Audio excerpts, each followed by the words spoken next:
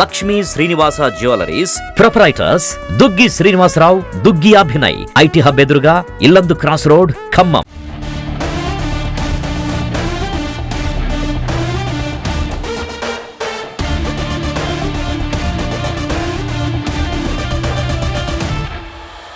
మేమంతా mega family అభిమానులము.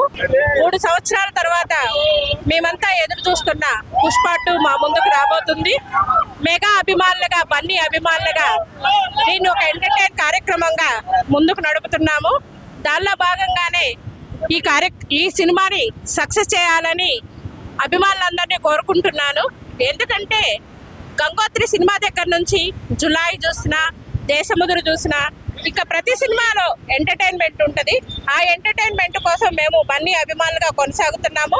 Mega ఫ్యామిలీగా మేమంతా కొనసాగుతున్నాము. దానిలో భాగంగా పుష్ప 2 రిలీజ్ ఈ ఫంక్షన్ని ఇంత గ్రాండ్ గా చేస్తున్న మా సోదరులందరికీ అభినందనలు తెలియజేసుకుంటూ పుష్ప 2 గ్రాండ్ సక్సెస్ కావాలని, సుకుమార్ దర్శకత్వంలో వస్తున్న పుష్ప 2 సక్సెస్ కావాలని, అది రేపు పొద్దుట చూడటానికి నేను కూడా వెళ్తున్నానని మీ అందరికీ తెలియజేస్తున్నాను.